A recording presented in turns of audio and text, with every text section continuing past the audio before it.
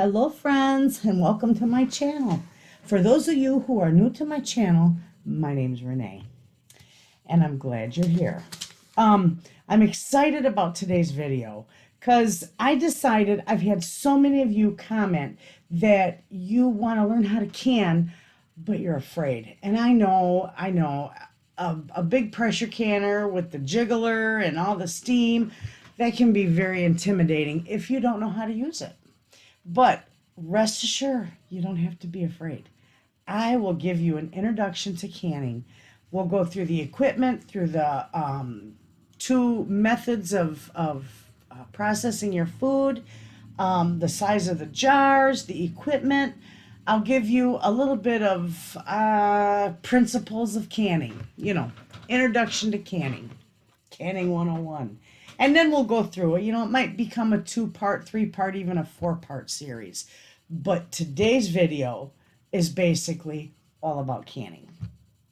And especially right now, during the times we are in right now, people are diligently trying to stock their pantries, preserving food. Some of you may have even started, a small garden for your food, which is fantastic. You're gonna love it. You're gonna grow a garden every year because it's so much different.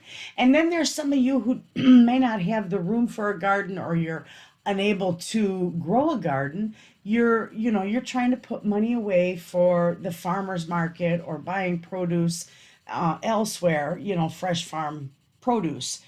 Fantastic. And the best way, you can dehydrate, you can freeze it. It's wonderful. It's wonderful to be able to preserve your own bounty, or to go purchase a bunch from the farmer's market and put that delicious, wholesome food up for later use. Fantastic. Anyway, so first thing first is I don't want you to be afraid of this. This is fantastic. And there's a lot of you out there who, may not think you have enough room to grow a garden, but you can do a few things in containers right on your porch. Even if you live in an apartment in the city, you can grow, a tomato plant or cucumbers or, peppers. You can do a lot with just a little bit of space, but you can also do a lot at a farmer's market. So anyway, with that being said, I want to get busy and teach you an introduction to canning. And my hope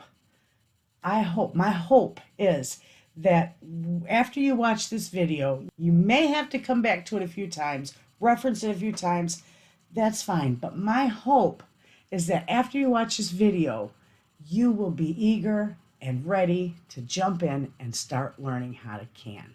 And once you do that, friends, I'm telling you, look at my pantry. Once you do that, you are going to have a pantry that's going to be bursting at the seams with wholesome, delicious, healthy food for your families. Not only that, when you learn how to can, adding that to your dehydrating and preserving your foods, you will be less dependent on the, and I'm sure many of you who have been going through the grocery store through this pandemic have seen many barren shelves. It's scary. So let's get into this, and I will give you an introduction to canning. I do have a few notes here. One thing I do want to tell you before we even get started is that the best place to reference anything you want to know about canning would be the USDA website. And I'll put a link to that website down below this video.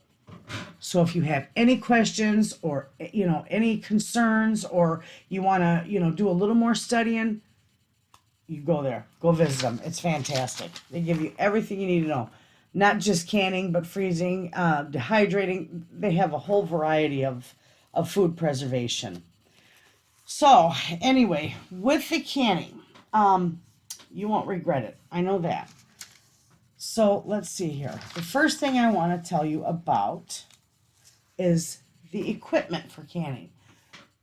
The most important thing, other than your water bath in your pressure canner, which we'll get into that later, is your jars. And there's several sizes of jars. Now there's Ball and Kerr, and Ball owns, Ball also makes Kerr jars, but I've got both of them, Ball and Kerr. There's also jars like your mayo jars from the store, your pickle jars. I don't use them, and I don't use a cheap off-brand variety of jars either.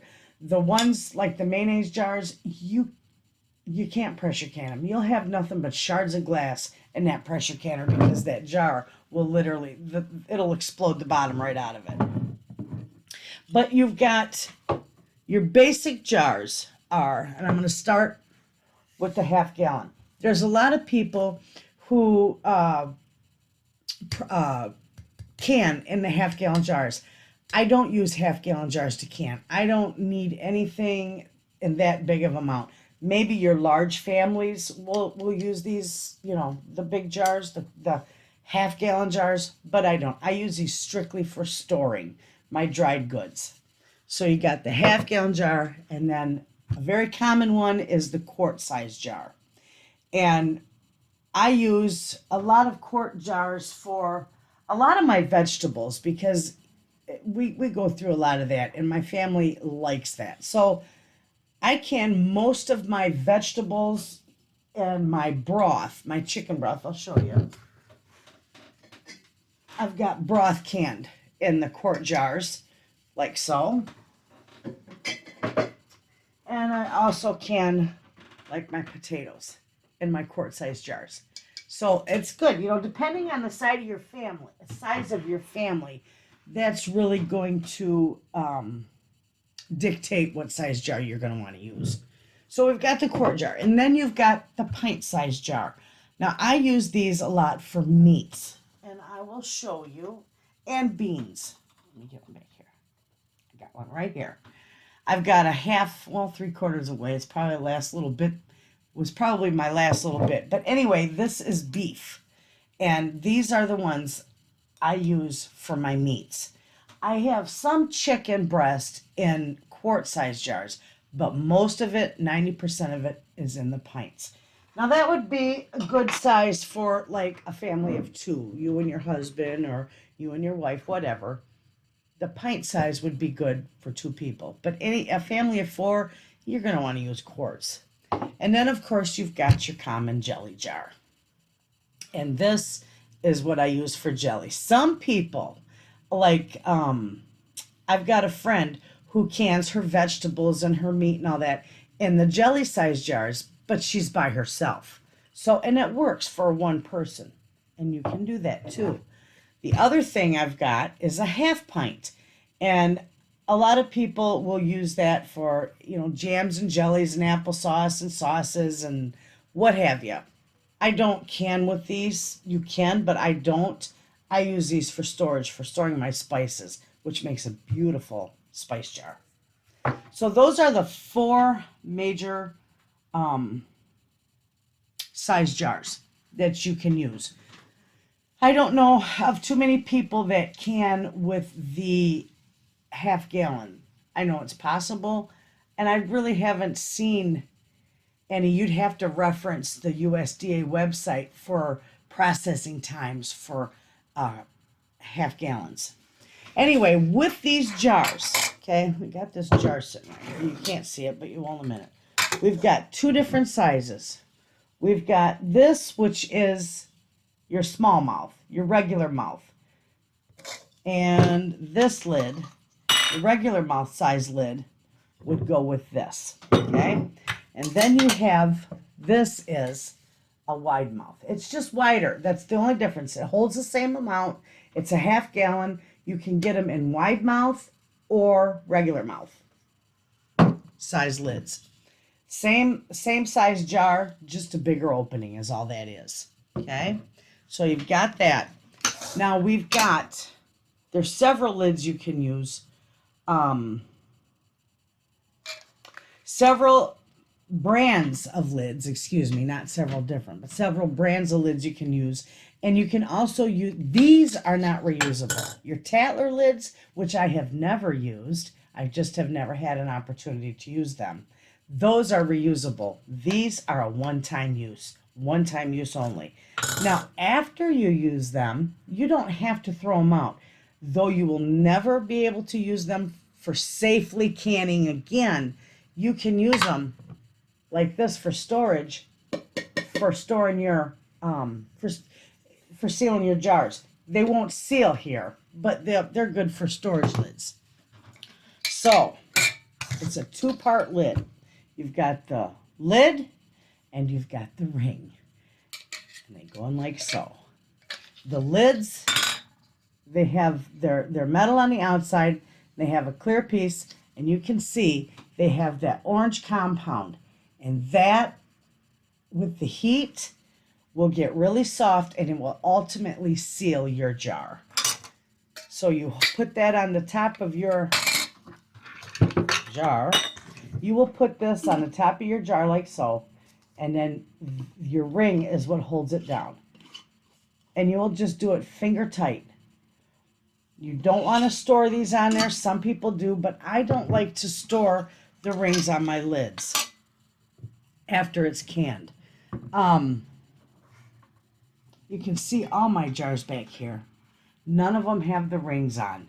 When I'm all done, and I know they're sealed, see, that's sealed. Now I'll show you what it sounds like when it's not sealed.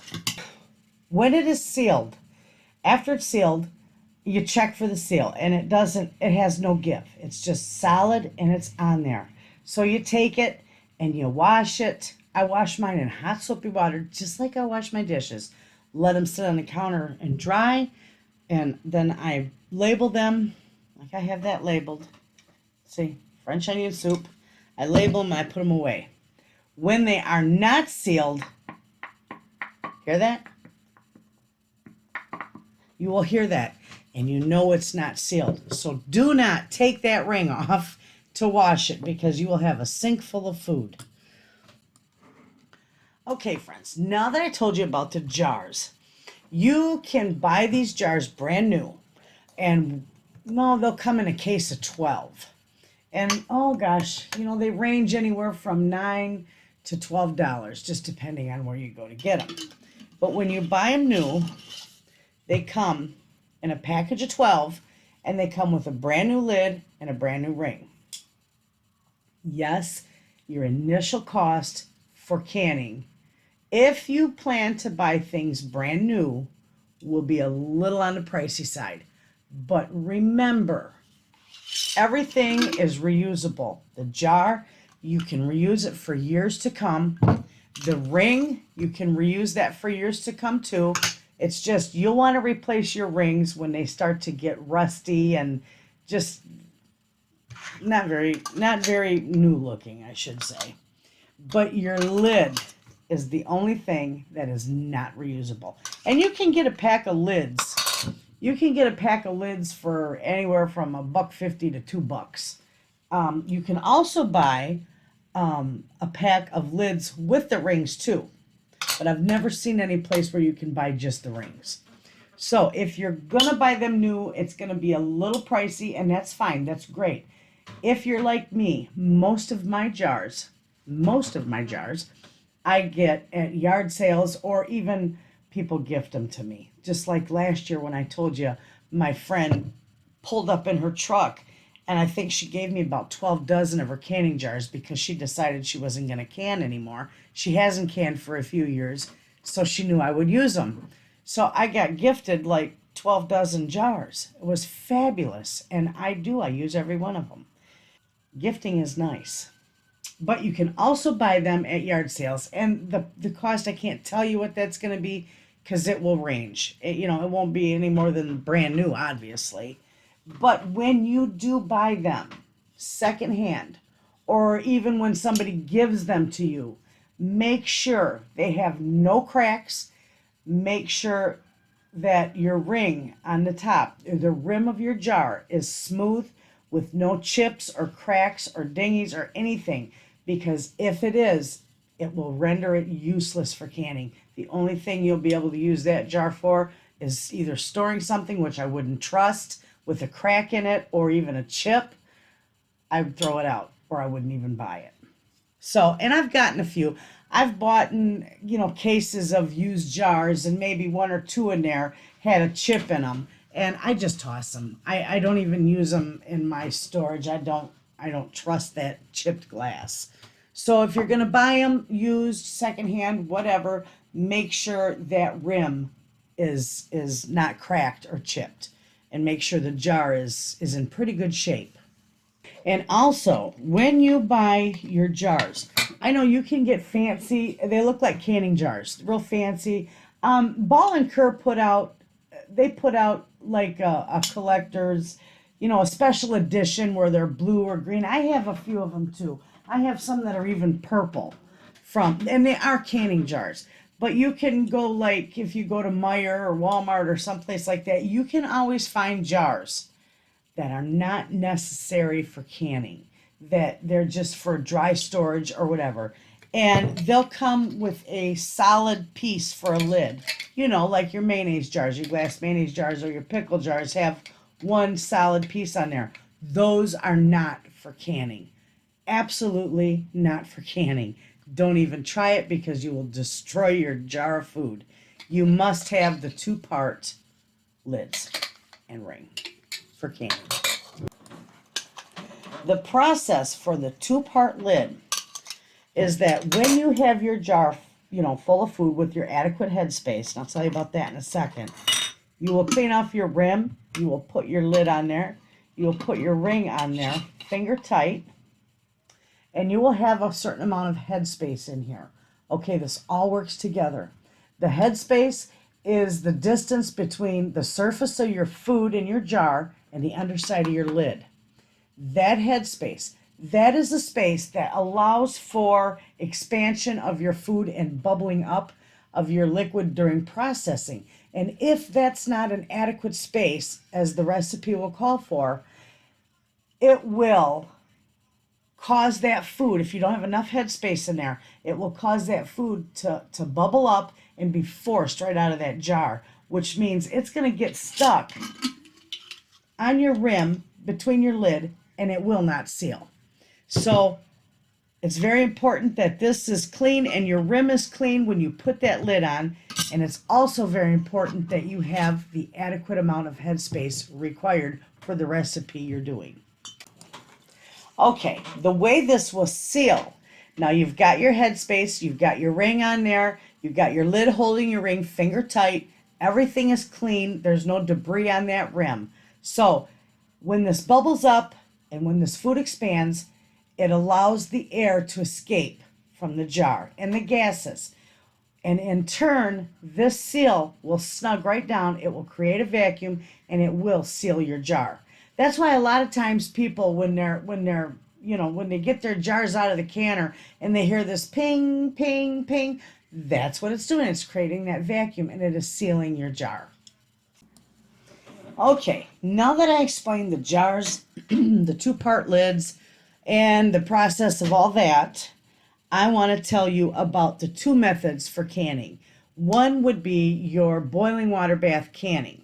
And that is for, because, a lot of people say, gosh, I got meat or noodles, which you never can noodles. Ever can noodles.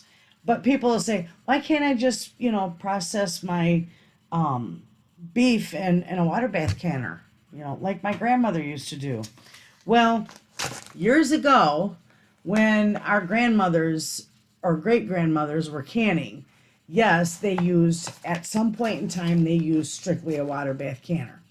I still have a little book that tells you, it's a recipe book from my great-grandmother that says in there, when you water bath meat, you need to do it for 3 hours or 3 hours and 20 minutes. It's obsolete. We don't do that anymore. We have got the luxury of a pressure canner now. So water bath canning is strictly for high acid foods. And that would be your fruits and your fruit juices, your jams, your jellies, some of your salsas, tomatoes, your pickles, your relishes, chutneys, sauces, pie fillings, vinegars, and condiments. Those are high acid foods. Okay? So that's very, very simple. And that's what I always tell people. If you're going to start canning, start with your high acid foods, with your water bath canning, and then you can get comfortable with that and move on. Usually it doesn't take long. That you can master that very quickly. Okay, when you water bath can, you're going to have your water bath canner. You're going to put your jars in there, and I will show you a video because, you know, this is the season for canning. So I'll be doing water bath canning as well as pressure canning. So you will see videos of that. But when you water bath can, you make sure that your jars in your canner are completely submerged in the water. You're going to turn it on, you're going to bring it to a boil, and that is when you're going to start timing it. And that process will kill off many of your molds and your yeasts and your bacteria that can thrive in that, you know, in that high acid environment. Also, it will allow, with your Headspace, it will allow for the escape of gases and oxygen, which in turn will create a vacuum seal. And that jar will be sealed, and it'll be sealed beautifully. So that's how simple it is for water bath canning. But you must do that. You have to either water bath your food, your high acid foods, or you have to pressure can your low acid foods in order to make them shelf stable. Otherwise, they're going to rot in a jar. If you don't do it properly, it's not going to be shelf stable. And you're going to open up that jar and you're just going to want to gag. So that's how you do it.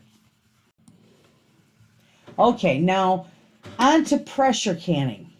Pressure canning I love pressure canning my stuff. Anyway, pressure canning method. This is the only method that will reach 240 degrees.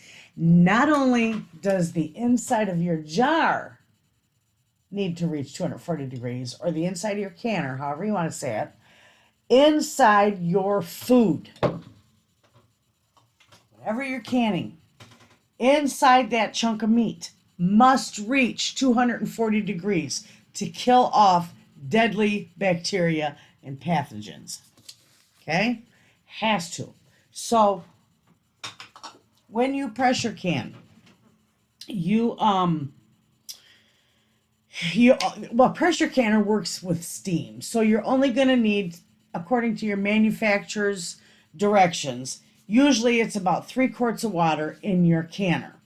And then you're going to put your jars in there. They don't have to be submerged. 3 quarts of water, about 3 inches up the jar, is what I usually use as a rule of thumb.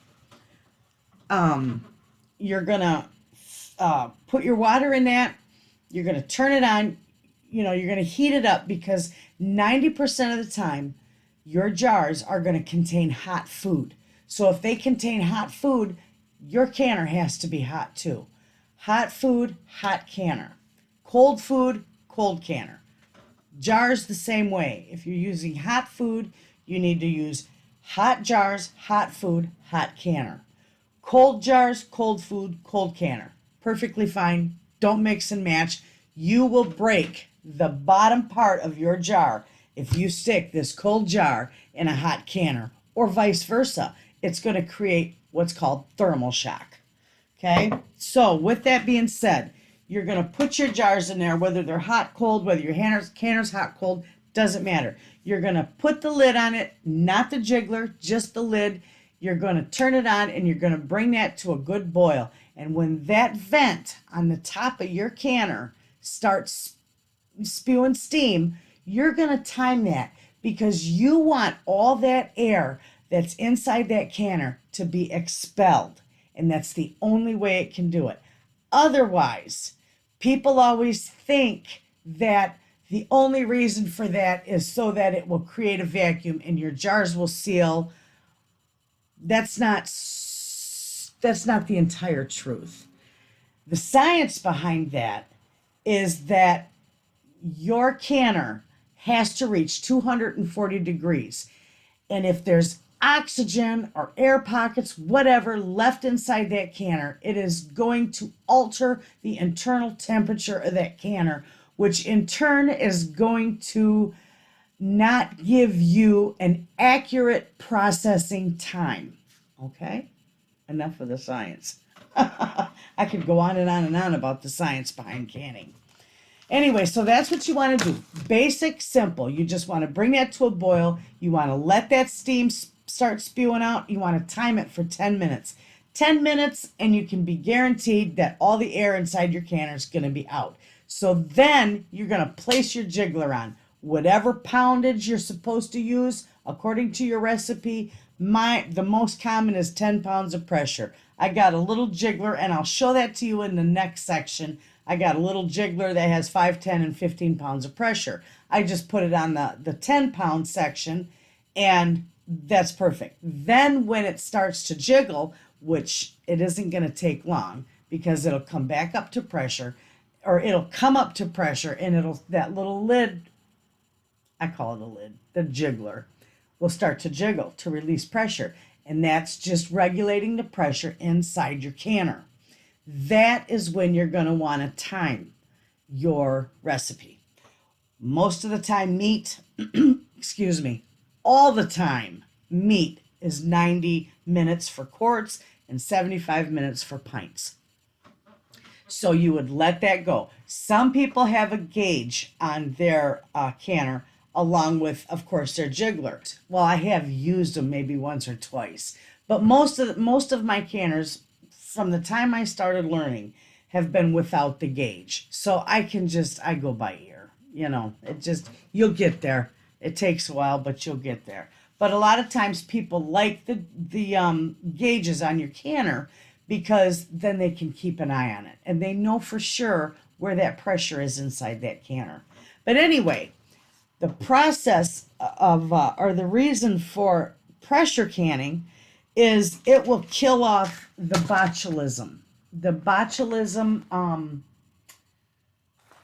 toxins inside that jar, the botulism spores inside that jar, it will kill off a lot of bacteria and other things that will thrive, like botulism will thrive in an oxygen-free environment.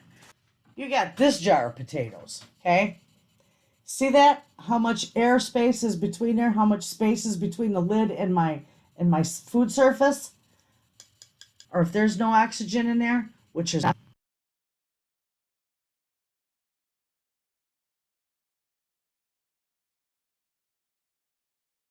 on time it's supposed to be. And you don't want that. Granted, botulism is quite rare, but you don't want to take that chance. You don't want to play Russian roulette with that anyway. You want to process your food according to the recipe. And I can't stress to people enough. Don't just take any recipe off the internet. Research that recipe. Research it with the USDA website because you want to put up healthy, wholesome, shelf-stable food in your pantry. You don't want to stock your pantry with sickness. Please don't do that. So check out that USDA website. But back to your canning, your pressure canning. When the time expires, when your timer goes off and your canning is all done, don't just rip off that jiggler and try and open that canner because you will have a mess. You leave it. Just shut the oven off. Shut the stove off, shut the stove off and just leave it set. Leave it set until it's cool enough that you can actually put your hands on the lid and that jiggler, nothing comes out. There's no pressure being expelled from that. And once that reaches that point, then you can open it up and you can put your jars out on the counter. And chances are they'll already be all sealed in there because of the time they waited for it to cool off. They will seal. So that's your 2 canning methods. Now, I know there's another one. It's called oven canning. That is not for anything except dried goods. And that is it. The purpose of that oven canning, not only is it to seal your jars, but it is also to kill bugs and weevils and stuff inside your flour and whatnot. I never do oven canning. I don't oven can anything. So I'm not the person to sit here and explain to you about oven canning. somebody else could do that very well. And I'll tell you a gal that can teach you oven canning. She's got videos on it, is Beverly Wolfe from Our Half Acre Homestead. She did a beautiful video on oven canning dry goods. So check that one out if you're interested in that. But in the meantime, I think I've covered all that I want to cover today. I don't want to overwhelm you with too much. My next video I'll do probably tomorrow or within the next couple days. I'll do another video and I'll show you the water bath canners, some of the equipment you can use for it, and I'll show you the pressure canner, and I'll give you more tidbits of information on that. But I just wanted to cover the basic and essential, just an introduction to it today, because like I said, I don't want to overwhelm you, but I do want you to not be afraid of it, and I want you to be, those of you who are wanting to do your home canning, I want you to be eager to do this, because you won't regret it, and if you're even canning on a budget, you can can on a budget, because as long as, like I told you, how to check your jars to make sure there's no cracks or anything, if you buy good jars secondhand, they're just as good as the new ones. So, you can do it on a budget. You can do this on a shoestring budget. Believe me, when my kids were small, I had nothing, and I started doing the canning. I learned how to can in my late teens, early 20s, and I had nothing. So I literally learned how to can on a shoestring budget. So it worked out quite well. And most of my jars, like I said, 90% of my jars are used. 90% of them were bought in secondhand. I do got about 7-8 dozen that I bought brand new, but every time I see them at a yard sale, I snatch them up. If I see rings at a yard sale that look pretty good, I'll buy them. I don't need them now because I got a whole great big humongous barrel full. I mean, if there's some of you that don't have rings, my goodness, give me a holler, because I can send you some rings. The other thing is never, ever reuse your lids, though. Never reuse your lids. Those you want to buy new.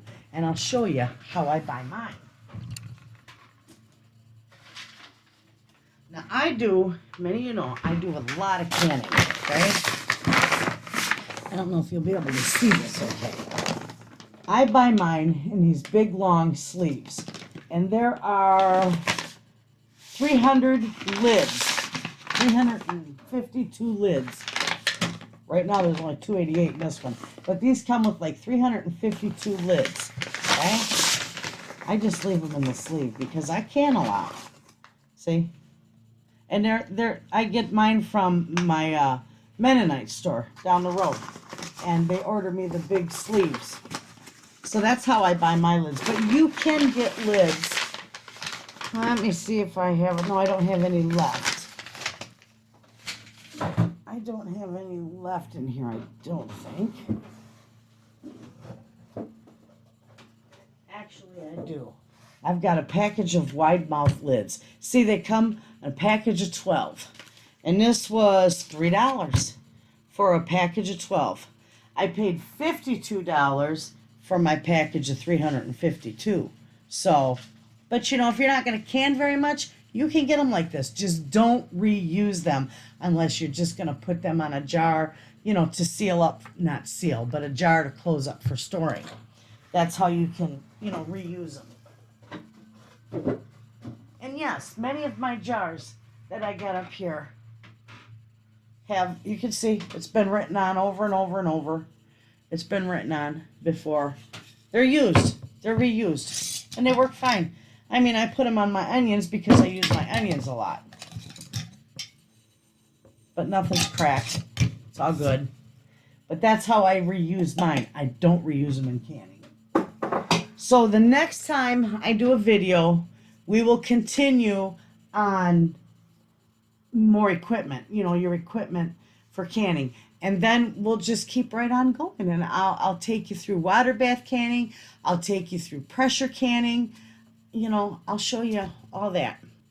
I'm going to put a link to the USD website under the description of this video, so that if you have any further questions or anything, you can do some research on the USDA website. It's fantastic.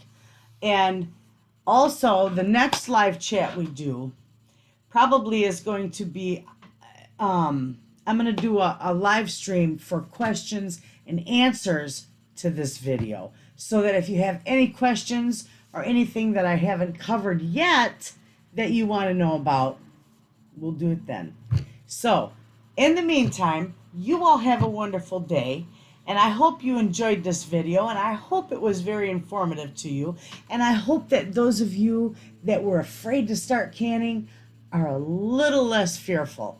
So you all have a good day. Thanks for listening and hanging out with me. I'll see you tomorrow.